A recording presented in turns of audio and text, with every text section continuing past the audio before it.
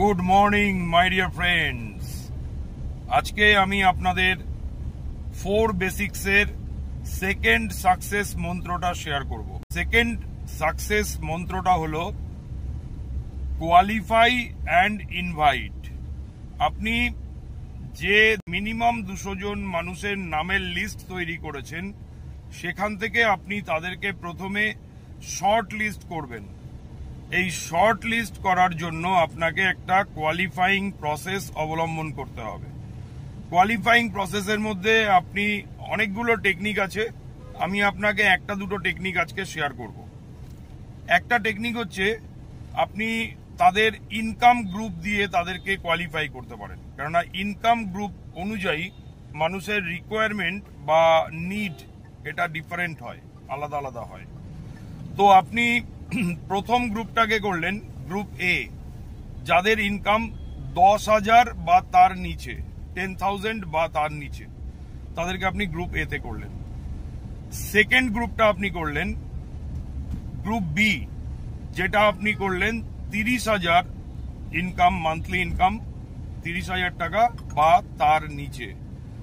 আর যেটা আপনি করলেন গ্রুপ সি, সেটা হলো যে কোনো ইনকাম 30,000-এর উপরে যারা আছেন তাদেরকে আপনি গ্রুপ সি তে নিয়ে আসলেন। এটা একটা গেল ইনকামের উপরে কোয়ালিফিকেশন।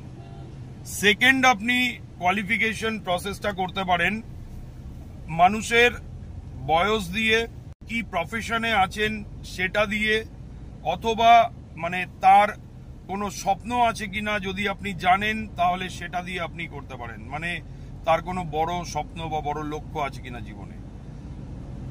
এইবার আপনি যদি বয়স দিয়ে করেন তাহলে দেখা গেছে ডাইরেক্ট সেলিং মার্কেটিং বা নেটওয়ার্ক মার্কেটিং বিজনেসে যে এজ গ্রুপের মানুষরা সব থেকে বেশি সাকসেসফুল হয় সেই এজ গ্রুপটা হচ্ছে 22 বছর থেকে 45 বছর।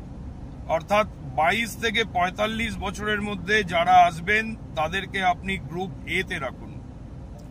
এরপর যারা হচ্ছে 22 বছরের নিচে কিন্তু 18 বছরের উপরে, তাদেরকে আপনি গ্রুপ বি তে রাখুন।